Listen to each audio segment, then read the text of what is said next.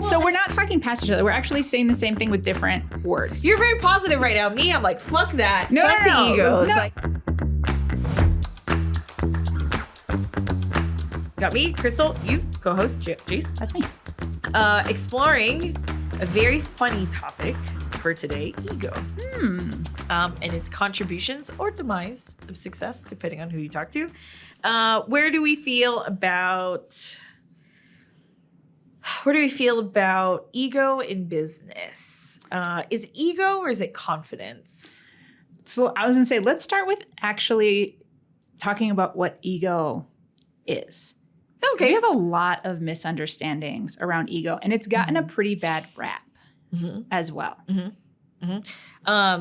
So when you think ego, what comes to mind straight away? I say confidence. Somebody says ego. Okay. Right. And what does that actually mean? So I think ego is a bubble. I think ego is a bubble that might be a very small bubble or a very large bubble in somebody's head. But once somebody comes into the bubble, it can pop. And I think confidence is an identity, a piece of identity or a feeling of identity. Like you feel confident about how you look. You feel confident about your makeup. You feel confident that's on the dance floor. Confidence is a feeling, a vibe, a state of mind. But I think ego can be, unlike you're like, oh, it's got a bad rap. I have problems with egos. I have a lot of problems with egos. And I think it's because it has had a bad rap. And I think that there's notorious words in the English language for a reason. And that definitely is a notorious word because of its affiliation to men and women. Period. Okay. I just came out swinging. Everywhere. We just gonna go everywhere with this. Came out swinging on that one. And I think there's a lot to learn once that bubble is popped. I think that's a very important thing to do. Like you talked about getting your ego in check. Yeah. Right? When you say, I have to get my ego in check, is that a good thing or a bad thing? Well, and so I'm gonna like super simplify when we think of ego. Ego is a Latin word. It means I. That's it. Right? And we've turned it into, like you said, it's a notorious word. Which is why we think about the Marvel character, Ego. Right, because he's all about self-serving. Yeah. And so we think if someone's self-absorbed, they have a big ego. We hear that, right? Or like, oh, he's so egotistical. Oh, she's got this huge ego. Like it's this inflated sense of self, right? But in actuality, the ego is just our personalized version of the human condition. Yeah. Let's say, like, it's not the substance, it's the flavor. And it becomes a problem when we associate too much with the flavor and not enough with the substance. So ego is really just the self and our idea of self, which can indeed be a mixed perception, that bubble you're talking about, where it's an inaccurate view of self because it's not well-rounded. Often because we're out of integrity. And I don't mean we're doing negative things. Yeah. I mean integrated, where we have a holistic tie of all of ourselves into one. And we're holding that gray space, that uncertainty that is the I. That's very poetic. And I'm not giggling because I'm like, oh, that's hilarious. Oh, no, like that's situation. very poetic. And I'm still stuck on what society's definition is. We've muddled it, and we're muddling it in a whole new fun way. We are going in the other, and we're pendulum learners, humans. So we go from here to over here, and then eventually we kind of end up in some like happy middle ground, right? So we had this notion that began at some point. We have to have a historian come in where. I'm like, I don't know. I can pretend I know, but I don't know. Where we started focusing on the I being a negative thing. And women, you bring up men and women experience this in particular where we're not supposed to put any focus on ourselves. Then we're selfish, right? You're supposed to be outwardly focused on the family, focusing on other people's needs. Somehow we're taught this growing up. Like if I could get back the time and energy I've put into caring for my perception of other people's comfort and feelings, I would not be sitting across this table. I'd be ruling the world. Like, it's insane how much energy I put into caring for others, because we have this notion that ego is negative, that anything to the self is selfish. Sure. But I think we're diverting away from, I think you might be diverting away from my perception of, now it's just my perception of the word ego. Well, and that's what I'm getting to. So we had that, and that it was a negative thing. So like, how did ego become a negative thing? Anything to do with I was seen as selfish and bad, and that it was supposed to be outward focused. And when you're selfless, then you're a good person. If you focus on the self at all, negative. So ego as a word became like a negative. You don't want to have an ego. You don't want to be associated with the ego. You don't want to be an egotistical person. Right? And now we've pendulum swung over here where it's self-love, self-care. If you made plans but you don't want to go, cancel them last minute. Take care of yourself, right?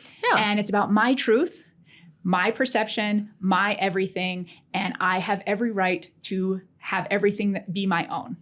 And that's now a positive thing. So we've swung over here on it now being healthy. And there is healthy selfishness. Absolutely.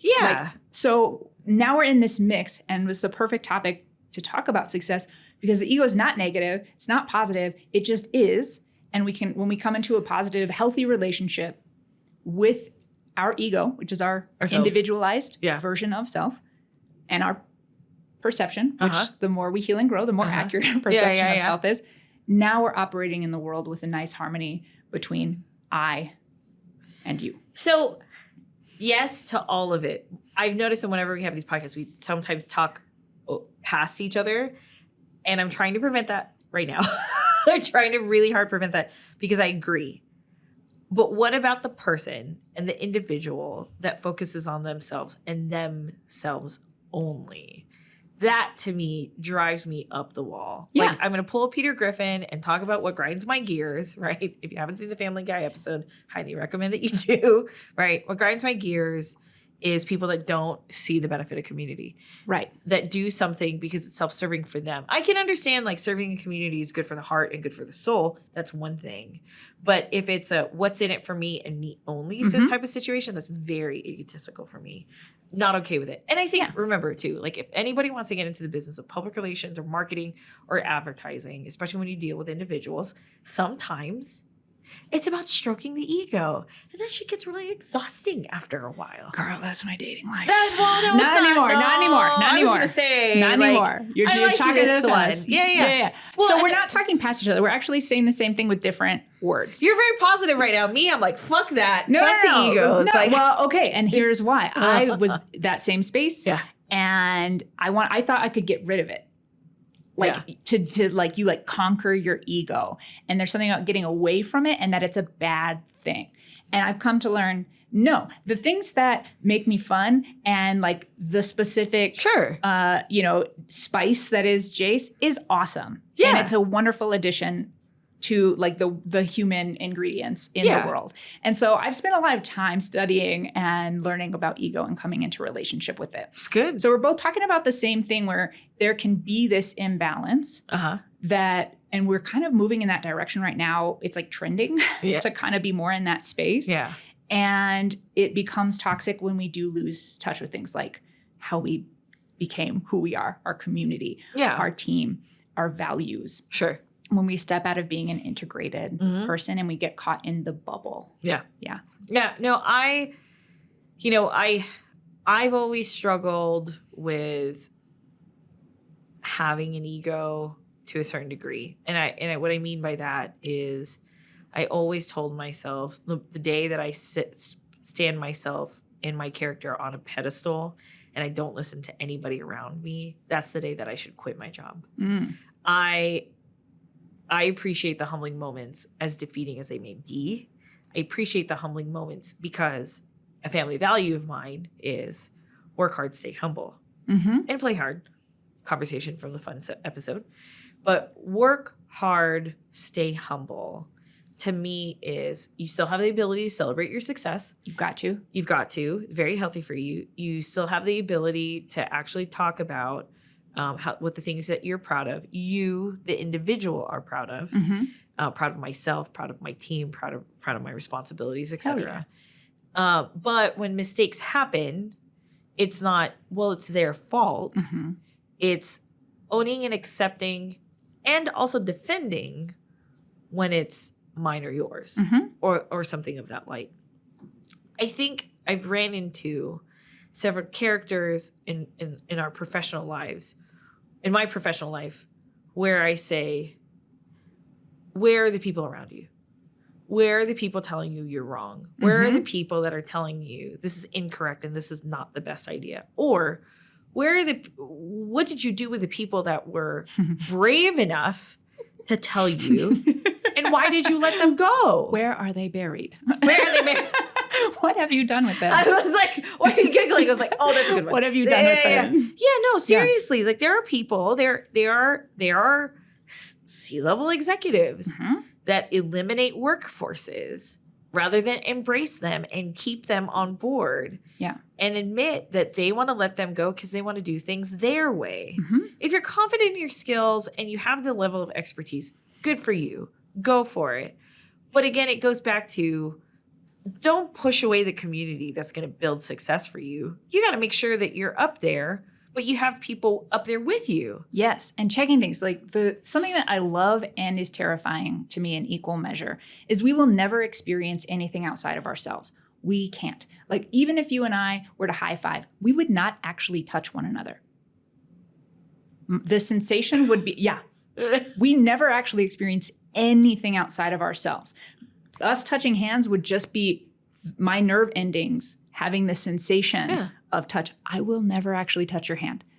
We never move outside of ourselves. Yeah. Which is why the ego is so important, especially when we're talking about success. Having a healthy, accurate, as much as we can, understanding of self, which is easiest to do when you have reflections around you by people that will call you out, like you're saying right now.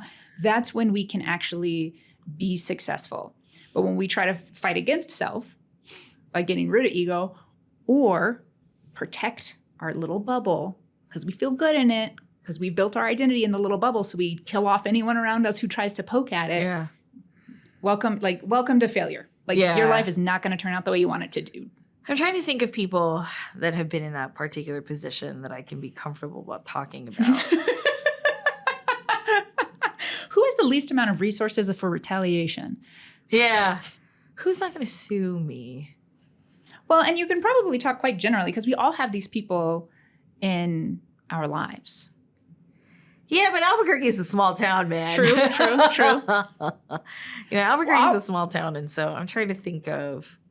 Yeah, go. Do you? I sure do. Yeah. Myself. I remember an instance where I had my first business idea, which was actually a really good idea, and the name that I landed on for it was a terrible name.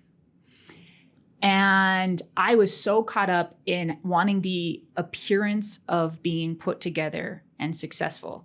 And I was so terrified that if anyone scratched even like a centimeter below the surface, they were going to realize that I was a complete shit show, not in a fun way, like in a very unhealthy way. Mm-hmm.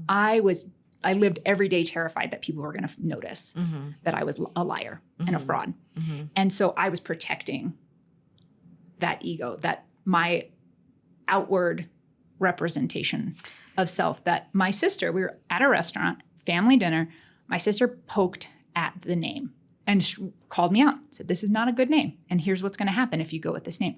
I lost my shit yelling, stood up in the restaurant, like literally, I used to have big time anger issues. Lost my shit. My niece, who was younger at the time, was scared of me for a long time after that.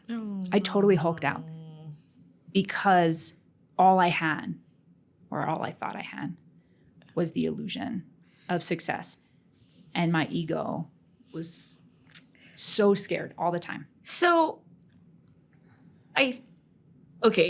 using myself as an example, I had that moment too. It was 2015. We just had our 1-year anniversary. In fact, behind us is the sign from our 1-year anniversary with people that loved us, supported us, excited to be a part of our beginning story. While I felt like I needed to have the perception that we were all put together, I think the perception for me was, it was still community, right? Celebrate the community that built us. But I think the part that hit me where I said, the house of cards is falling down. I think that's a very poignant part in somebody that's evaluating themselves, the I in themselves, is that moment when the house of cards comes falling down. What do? And mine was, we ran out of money. We ran out of cash flow. I didn't know when the next paycheck was coming through. Yeah. I didn't know when the next client paid. We only had, our payroll back then was like $2,500, right? And I worried. I didn't even pay myself for a good month and a half because of that thing. And I said to myself, what the fuck did I do? Right? I just threw this huge party under budget. I just threw this huge party. And then all of a sudden, 2 days later, I'm telling the team I can't afford payroll anymore. And that's when I knew the house of cards fell. This wasn't a solid company and I needed to do something about it. I remember the feeling of panic, calling a business coach, trying to figure it all out. My ego went in check that day and said, it is not sexy to be a business owner at all. That whole summer. Oh my God, that whole summer, we went to Vegas for a conference because we could afford it. We went to Vegas to go to a conference and we celebrated with the team. We hired new people. We got amazing new accounts. One of our big accounts at the time was Orange Theory Fitness here in New Mexico, which was stellar to have as a starting industry. And then fast forward, we have this 1 year anniversary and we already had like 20 clients on the list. And I was like, we fucking made it. I did it. Look what I did. And then the House of Cards kept falling down. I think, have you ever seen the show House of Cards on Netflix I've made a house of cards. Does that count? No. In my grandma's basement in Iowa. There is nothing to do there. Frank Underwood, pre-Kevin Spacey bullshit, was a fantastic character. He was the image, the spitting, like figuratively speaking. Justin, have you seen House of Cards? Oh my God, it's so good. Can we have some time off this week to watch it? It sounds very important. Oh, it is definitely not a work-related show, but it teaches you about political ego at its finest, where it could end up in people being killed. Yeah. Being killed because of it. This was before Trump, though, and literally Trump ruined the whole storyline of House of Cards because it got a little too real. It's not fun anymore. It's not fun anymore. Yeah. But the crazy part about it was like Frank Underwood was the epitome of a politician's ego. Yeah. Where if you didn't like the story, you killed the fucking reporter that put it together. Easiest way to do it. You wanted the Senate to pass. What you just objectively speaking is all I'm saying. I'm not encouraging anyone to do that.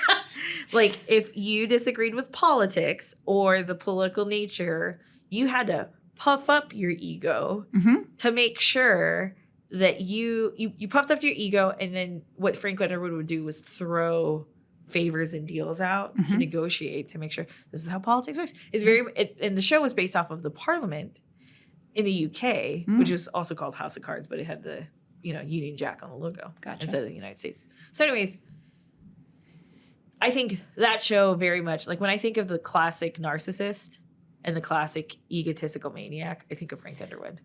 And I'm just going to put out there,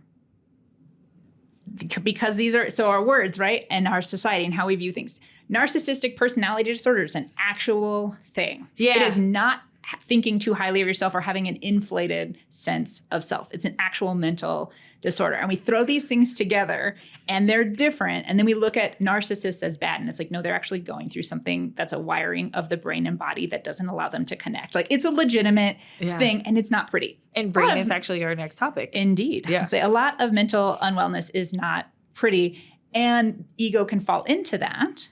Absolutely. And you bring up something that's great that I want to touch on because we don't look at it enough, or we don't talk about this. I don't think, like, yes, ego is I, right? It's the self. And yet it's a separate entity simultaneously. So you got to walk in the gray with me here for this, because we like to think of like black and white. We're kind of immature. That's the rise and fall of Crystal Siarza right there, is the black and I think in black and white. We all want to, but life's actually gray, and so is ego, and so is the self. So the ego is self, and it's not. And this is where I found that it can actually be used in a great way. but it has a survival system just like we do as a animal, like in the brain. The ego does as well. And just like, and we're going to talk about the brain next week, so stick around. We'll go to weird lengths if we think that we're under legitimate threat. And the brain receives all threat as legitimate threat. It doesn't understand anxiety as like false threat. I'm not actually going to die.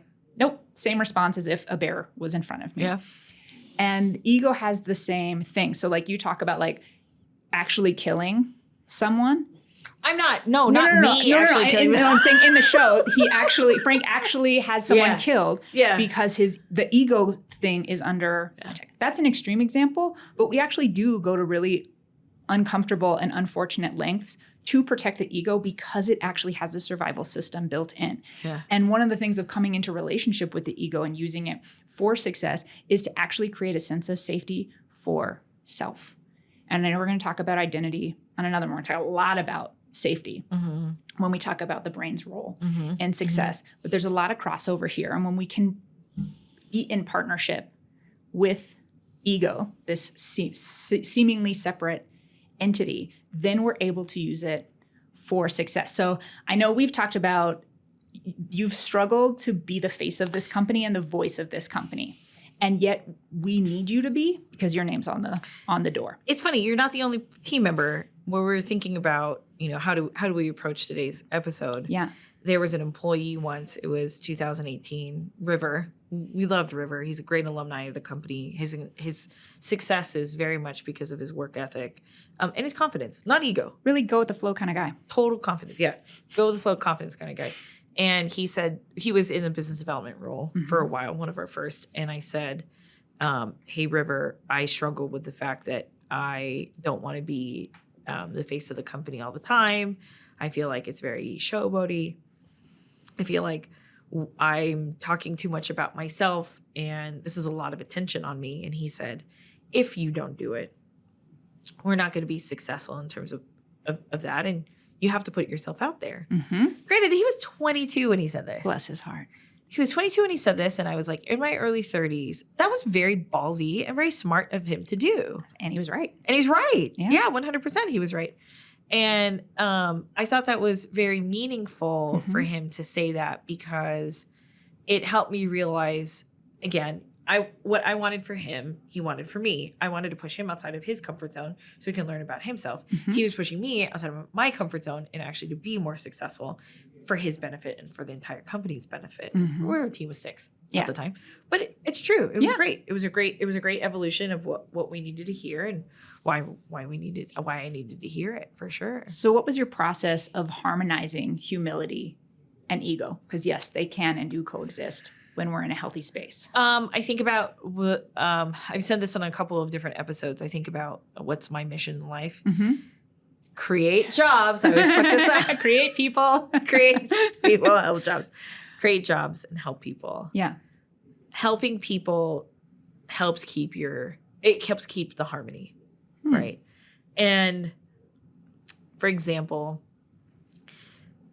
one of the biggest things any business owner that is not self-serving is the big question, how much do I pay myself? Right? It's hard to talk about salaries and compensation, especially when you have a team of people. But especially when you're a publicly traded company, you see that an executive is going to be making $2 to $5 million. Right. Hey, I'm not making that. I was like, we need to have a very different conversation if that's what's happening. Yeah, especially since we don't even bring that kind of revenue in yet. And we're all looking at those numbers. You can all see the cash lines, right? Yeah. But that is a common question that many agency and small business owners, agency owners and small businesses have, especially ones that wear their heart on their sleeves the way that I do. Yeah. So I can tend to look at, and sometimes I do look at evaluations and company, look at the possibilities of buying a company.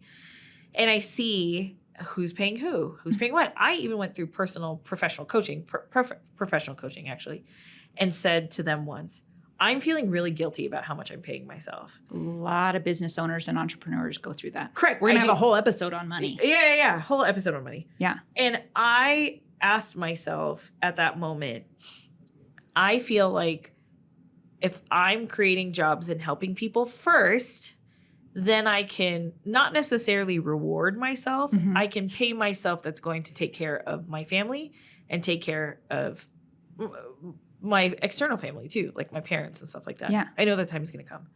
So as long as I can help people and create jobs first, then I can look at a less egotistical way to pay myself. Mhm.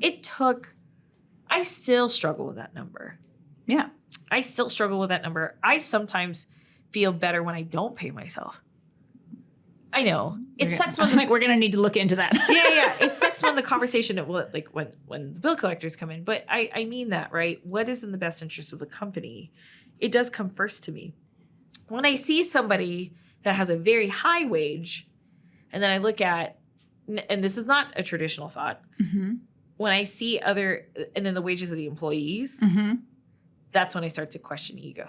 See, and you kind of brought us back to the original piece there where like, if I create jobs and help people outward, and then I make money so I can take care of others, now I've justified my salary.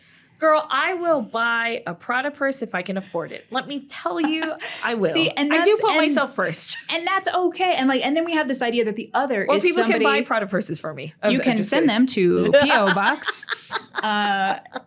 Free shit. Right?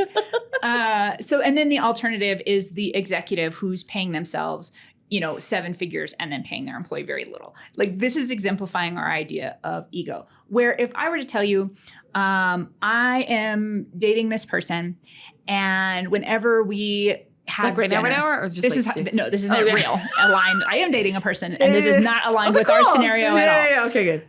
And every time we have dinner, he makes dinner for himself, and then whatever's left over that he doesn't want to eat, I'm allowed to eat.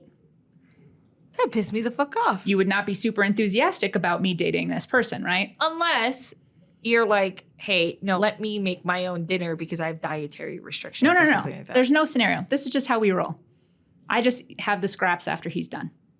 Yo, that's not cool. And yet we do that to ourselves all the time. Oh, I shouldn't have the whole meal. Oh, I'll just have once I've paid everyone else, then I'll just have whatever's left over. Oh, no. You include yourself in that pot. But that's what I'm saying. Like, that's when we have this idea of ego, and that like, well, then I shouldn't I shouldn't want anything. I shouldn't be in a successful place unless everyone around me is, because then I'd be egotistical, and then I'd be over here on this side with this jerk, right? Yeah. But if other people were to do that behavior to us, or those we care about, we'd be like, oh, fuck this very much. Yeah. You deserve a full meal. You deserve to be fed. When you're at someone's home, like, you deserve to be fed or whatever, right? So we have this really unhealthy relationship with self because we've been taught that it's a negative thing to take care of ourselves or to put ourselves in the equation. And I think this is, and I see it in men too, but I do think that there's something that I watch when I do consulting with female entrepreneurs. Yeah. It's even bigger, where you would feel much better if I was like, girl, let me tell you, I went out on this date with this guy, and brother cooked a whole delicious meal and then ate it in front of me and just wanted to give me the scraps. And I was like, heck no, I have value. Yeah. Or maybe I helped even make the meal and then I didn't get any of it. And I was like, no, that's not acceptable. Yeah. To me, I have value. I deserve to have a meal. I deserve to be fed. You'd be like, heck yeah, that's very healthy, Jace, that you did that, when it's outside with another person. But the moment I start talking about having what I deserve and having value, and I worked hard for that, now I'm a jerk. One of my favorite instances in life where this came all to full circle, I was saying something that I felt really cool about with myself. Yeah. It was really neat. And I was sharing it because you have to celebrate for success. Uh-huh. Science proves it. We'll do a whole episode on celebrating for success. So I was talking about it, and this woman told me, well, you think very highly of yourself, don't you? Fuck that bitch. And I said, yes. Don't you? Sorry. And the look on her face was like, oh, fuck. I don't. Like, I guess I don't. Like, it was like, she realized, oh, wow, this person recognizing their value, I just saw that as a negative thing. What does that say about my relationship with self? And she just had this like, oh, fuck. And I was like, yeah, let's maybe look at that. Me loving who I am and being really excited about who I am does not make me an egotistical asshole. No. It makes me in a loving relationship with myself. Oh, yeah. Now, when I go, and who I am is better than you, and here's why I get these things and you don't, okay, now we've shifted into an unhealthy relationship. Yeah. Those aren't the same thing. Yes. And we can't succeed by being small.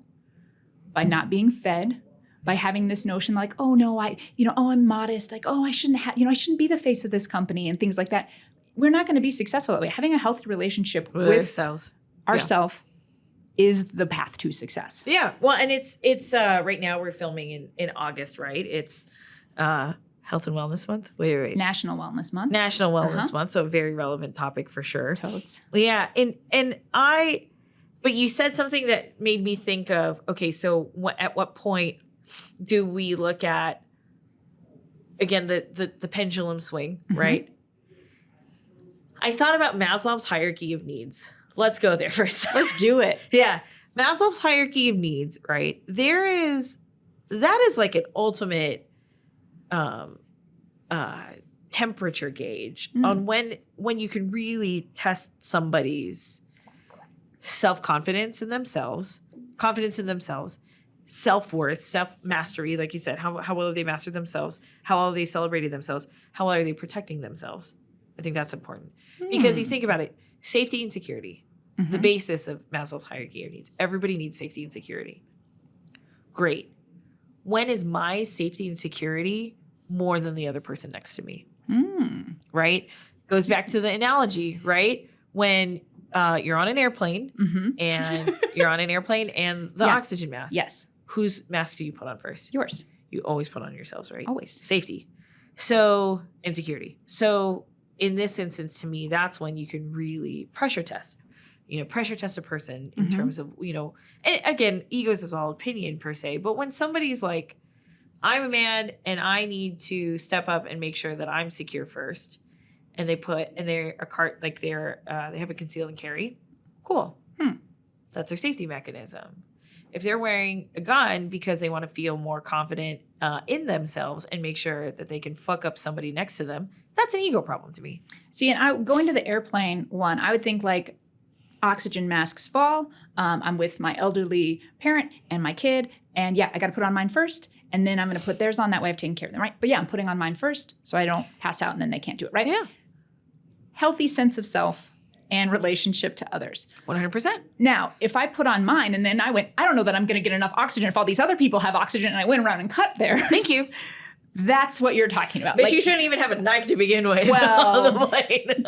They be looser than standards these days. No, they do not. They made me throw away this whole thing of a hair product that I had just bought in Memphis. And I was like, I meant to put that in my thing. Anyway, that's different. It's different. But we've blended the concepts as one.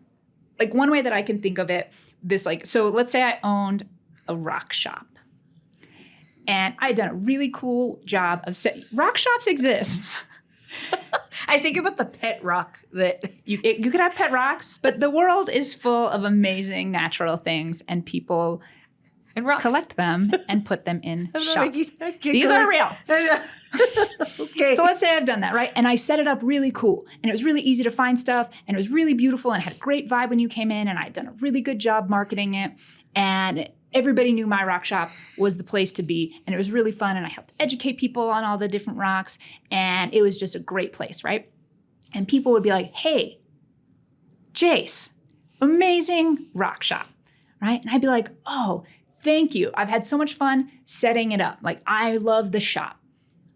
I'm not taking the credit of the beauty that nature has created in the rocks themselves, right? So like that's humility and ego in healthy balance. Yes. So let's go back to the rock shop analogy though.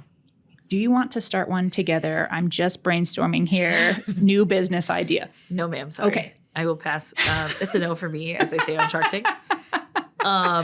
Okay, so let's say, for example, somebody comes up to you. Yeah. Because this happens to me all the time, especially in the stories of success. I'll tell you the path that I chose.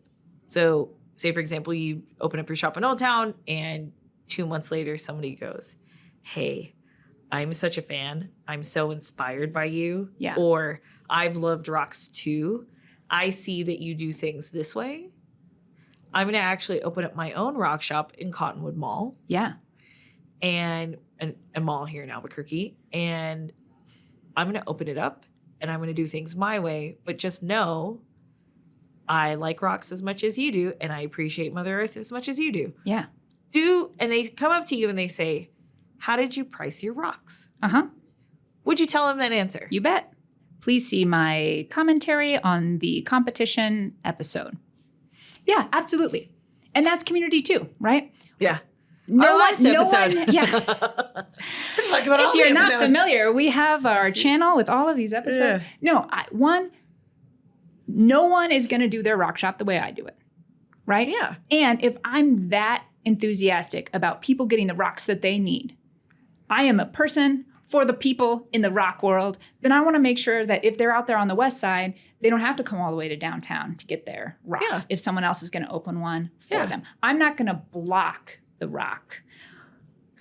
You're welcome. That did happen. I wish I could have done it with a straight face, and I was very excited about it. Did you like it or not like it? Nope. I'm getting the face palm. There we go. Comedies is a numbers game, all right? So yeah, I absolutely am going to help them because that strengthens the rock community here in town. It's going to open up more resources. Maybe next year we're getting a convention going because there's so many of us rockstars out here. I don't know if that's what they call them, but it could be. Stars? You have to reach rock level success for that. But now we were rocking out. Now Albuquerque's got is this great rock scene. All right. Sorry. If you're watching this and thinking it's funny, you're probably stoned. Huh? All right. You took you a second there. They're like pebbles, they're just throwing out the pebbles. No? Okay. Buns. Just keeps on He's rolling. rolling. Yes, he's rolling. Indeed. Now we're totally off track. But I absolutely would. Because them. it's good for the community. Yeah. It's going to be beneficial to me as well. And so I'm my like only I can have rock shops in the Albuquerque area. That's an unhealthy ego in the mix. So I think in this instance that scenario is actually very common in the public relations industry. Sorry to kind of level out the rock puns. Leveling out is also a term you use when you're dealing with rocks. So well done. Oh, this is the best pun roll that we've had so far. Thinking about it, so I think we could be bolder. I do. Yeah. Sorry, that was my last one. Justin's like waving us, like please. And I'm hearing the Oscar music. Okay. The whole point though is that happens very commonly in the public relations, specifically social media. Back in 2014, a lot of people saw what we were doing. I waited. And a lot of these companies started to come up and rise to the occasion. And a lot of people were like, oh, your competitor took your work, or, oh, so this person and this person. Everybody like worked with you, but now they're working on the alternative and they're switching vendors, et cetera. Mm-hmm. I was like, okay, cool. That's exciting. And then I would take those competitors out and be like, yo, let me tell you about this client that we have. And I'm going to give you some pointers so you can be successful where we weren't. Or another competitor, another agency, I'll give them a huge shout out, Lavender. Yeah. Lavender was Ram Shua, and they called and they're like, Crystal, how did you do it? I said, what do you mean? I said, how do you price yourself? And I was like, well, it depends, right? How much you want to pay yourself, how much you want to pay the team, how much you want to pay this. And your overhead. Depends, your model, whatever you want to do. Yeah. Think of it that way. And I remember feeling like, this is fun. Yeah. This is fun, not putting, it put myself first. Because I will still be an asset to our team, to our clients. Yep. If I say we're not a good fit, but you need to talk to these guys. 100%. Yeah. Now you're a resource. Now you're a connector. Yeah, you're a connector. Mm-hmm. And that's my role. That's my feeling. That's what I like. And I felt that being a good steward of the trade was a way to level out your ego, like make that balancing act. But at the same time, also help the community at the same time, the community of those that are in the trade with you. Yeah. And I also wanted to show to them, like, please don't, I don't have an ego. Right. I've had other bosses that are like, why the fuck are you talking to them? Yeah. This is our account. This is our client. I'm protective of it, et cetera. Mm-hmm. That ego is the reason why we're number 2 as one of the best agencies in New Mexico today. See, and you said, I don't have an ego. You have a healthy ego. Okay. My leader, my captain. You have a healthy ego. It's why we're not just successful, but why we're a company that gets to operate in integrity. Yes. Don't fight it. No, I'm not fighting it. I was like, if you're about to fight it, well, look at the time. We've got to wrap up now. Yeah. So in terms of ego, we see healthy ego. Mm-hmm. We see the definition of I. We see that ego plays a part in sometimes power, right? We talked about that. Sure. Maslow's hierarchy of needs. Good way to kind of summarize the word I in Latin. What was it? Yeah. Okay. Ego is Latin. Okay, I. ego is Latin. Okay, there we go. Yeah. Thanks for joining me, as usual. Jace, really appreciate your time and also your stories. This is going to be the end of Stories of Success and stuff for today's episode. Next episode is going to be the brain, insane in the membrane, according to Cypress Hill. Very excited about that one. Favorite thing to talk about and sing songs about, apparently. Not sure why that came out that way, but it did. And I very much hope that you enjoyed today's episode. Please don't forget to subscribe. Smash that like button. Smash that like button. Smash it with a rock hammer. And don't forget to follow us on our social media channels at Siarza the Agency. Thanks so much for being here today, and we look forward to talking about the brain on next week's episode.